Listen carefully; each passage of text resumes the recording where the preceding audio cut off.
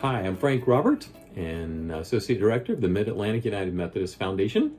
And today I want to talk about the advantages for the giving season. What's your plan? And we know the fall is usually the optimal time for the church and for giving in particular, as people try to get the giving in before year's end. We know that summer is over, and these are our key months for our church. And many of our churches, December can provide 20 to 30% of the entire year's budget. So how can we get our churches and our folks to get fired up to give more?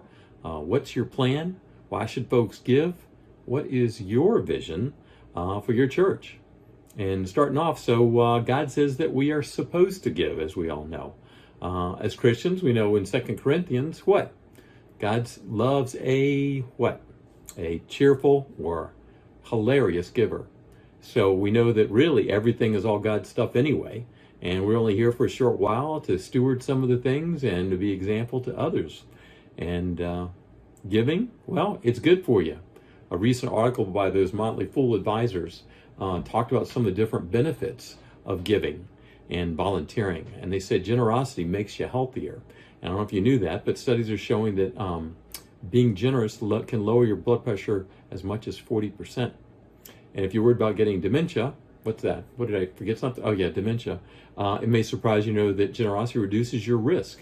In fact, studies show that volunteering for just 1 hour a week makes you 2.5 times less likely to be diagnosed with Alzheimer's or other forms of dementia than other people the same age. Third thing, we know that generous givers live longer. And we had a recent study showing 2,000 volunteers volunteered one or two causes that they cared about. And the researchers followed them for 5 years. And those volunteers that volunteered had 63% lower mortality rate than those who did not volunteer. So, and we know that generosity makes you happier. Studies show that helping others activates a part of the brain called the mesolimbic pathway. As you know, that's one part of the brain that's activated. The body then releases chemicals called dopamine and endorphins and other things. It's those endorphins that block pain signals and allow a generous person to better cope with physical ailments.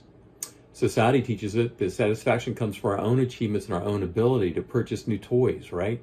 But we know the truth. For how long are you really happy with your new toy? It's much more fun to give than to receive. And according to research at Christian Smith from the University of Notre Dame, the boost received from doing things for others is built into our neurochemistry.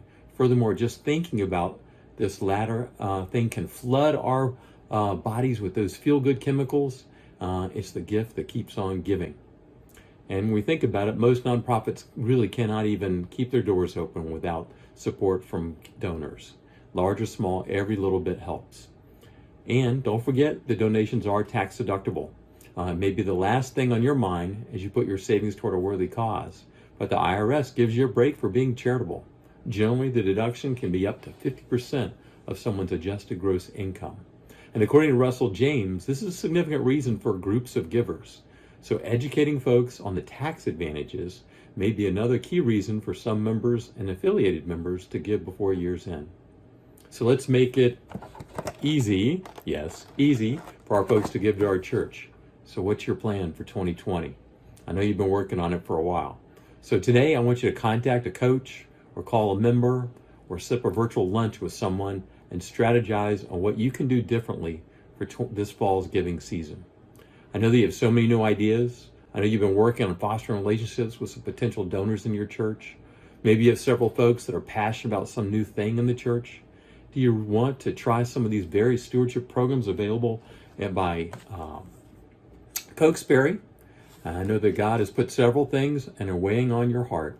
So I want you to write down what you're going to do for this fall season and send that to your coach today. Thank you so much. God bless you guys all.